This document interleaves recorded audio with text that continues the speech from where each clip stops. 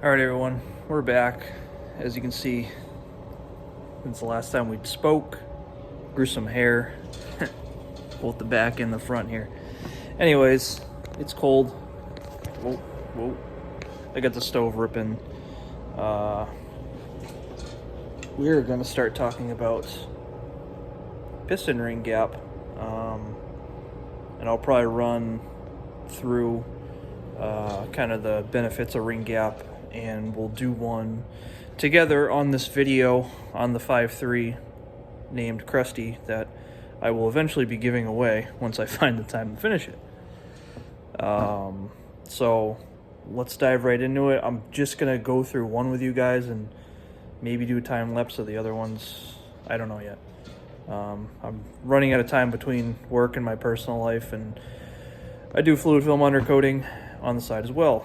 So time is slim, but we're gonna fit you in. All right. Now that I got you guys on the mobile workbench, aka the 83 Mercury Zephyr, we are gonna start tearing into this. My suggestion is make your life just slightly easier. Get yourself some piston ring pliers. Pretty simple. I think I bought them at O'Reilly's or something. I don't remember.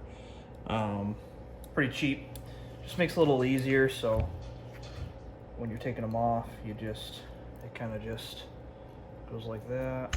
Hold on. If that would cooperate, there we go. So just like that, stretches it out. Usually the dots on the ring signify whether it's going to go up or down. You get the lower ring, and make sure we're still recording here. Boom, pull that off. Sorry, as you can see, the lower has a dot there. I don't know if you guys can see that, but there's a dot right there, so that signifies, I think signifies it's the lower ring, but you guys get the idea. So when you're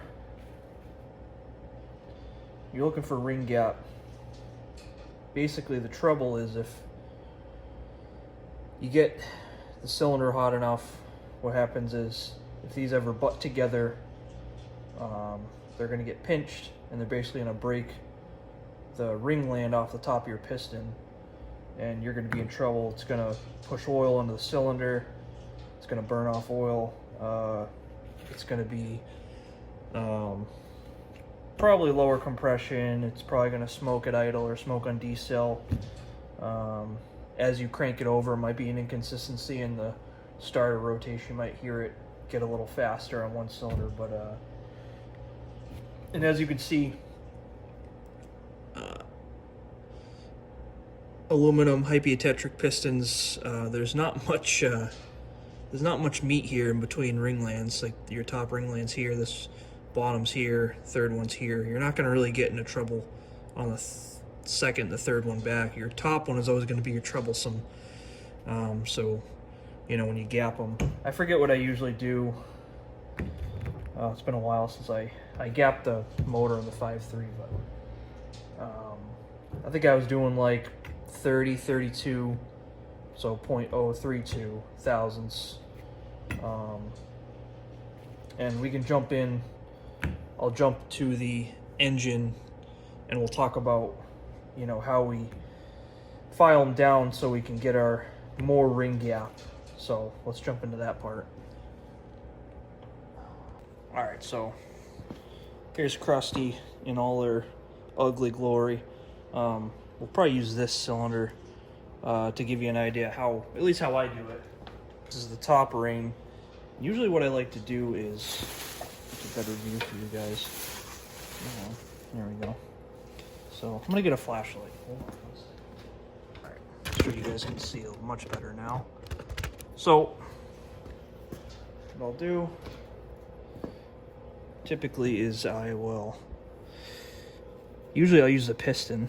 So in this case, what I'll do, so you guys can see the ring end, I'll go like that, and you can see a little bit of gap there. Typically what I'll do is I'll take the piston, and I'll just go like this, and it's gonna have to get back to oil and green. Here we go. You want to get it down in the bore. I'd say about a good, man, there's some pressure in there. That's good. So now if you look, it's so hard to see without light.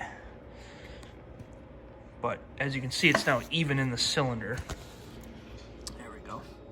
See how small that gap is. So we'll go ahead and we'll measure that and go off of that. So put you guys back here and we'll measure it real quick. Let's say 0.025. Start there. So again, now you guys can see that a little better. I'm gonna go in, I'm gonna measure this. So it doesn't quite fit. So 0.025 does not quite fit. So as you can see, it just doesn't quite slide in there. Oh, maybe it does. So now I adjusted it, so it's right around 0.025 of an inch. And I'd say for a top ring, I want to go a little loose on that one. So I'd say, I think 0.030 thousandths is probably a good guess. So I'll go back to I'll show you guys how I grind them down. Alright, so now I got my top ring. I got a nice snap-on, overpriced flat file. We're just going to, I'll just give you an example. I'm not going to do it all on camera. I'm just going to file it. And the file, as most know, works one way. You don't go back and forth. You just run it. This. You can feel it dig into the metal and doing its magic.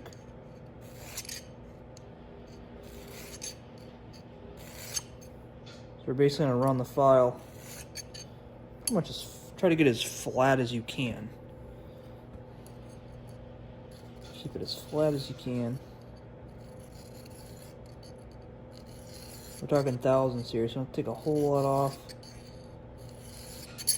What I like to do is go back and forth, kind of take that edge off.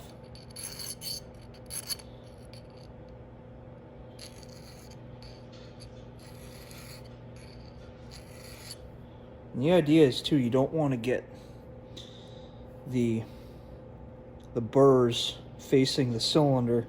So what I like to do sometimes too is just file inward as well.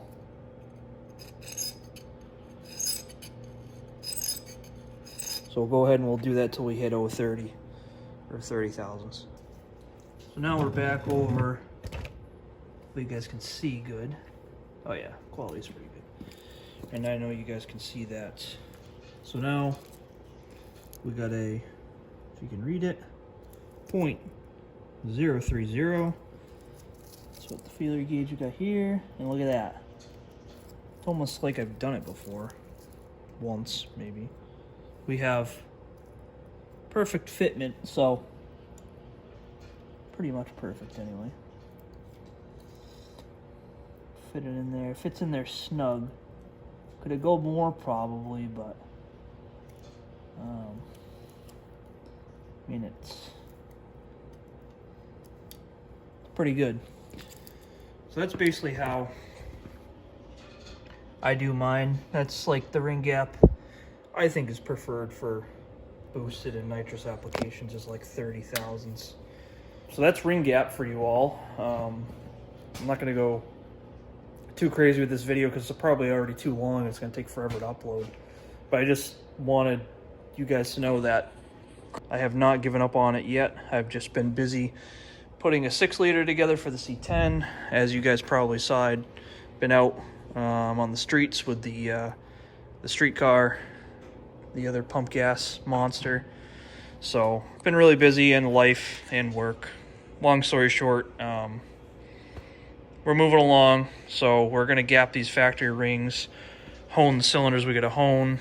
I don't even think any, to be honest, maybe a few, because because they're starting to get a little, not bad. I just want to get a quick glaze on them, but, or a quick hone on them. But that'll do it for this video, guys. As always, thank you for tuning in. We'll be back with more, hopefully more racing content.